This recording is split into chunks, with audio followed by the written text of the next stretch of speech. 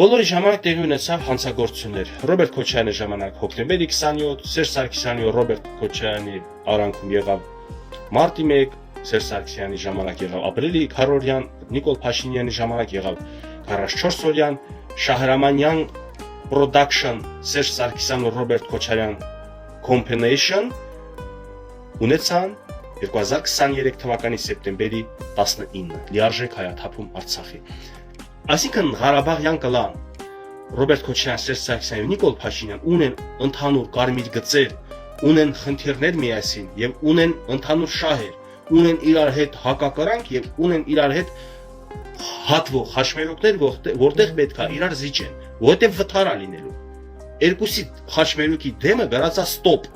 ոչ թե զիջել ճանապարհը, այլ ստոպ, ստոպ պետք է տանք, երկուսը զգուշ անցում կատարենք, որ ժողովուրդը չզարթնի հասկանա, թե այս ինչի՞ս է իրար կպում են, ընդ իրար էլ վաշը չեն կպնում։ Այս ինչի Փաշինյանը ասես լավ քննադատում կլնգում է, քեֆտերից բերում է հրապարակային խոսքում, բայց քրեորեն խոսույթում չկա Ռոբերտ Քոչարյան, ձևական միլիարդ բան եք հետ բերում։ Այդ ձեր ցավը տանում։ Ռոբերտ հիմա օվկիանոսից մի բաժակ ջուր վերցնես, օվկիանոսը չի պրծնի։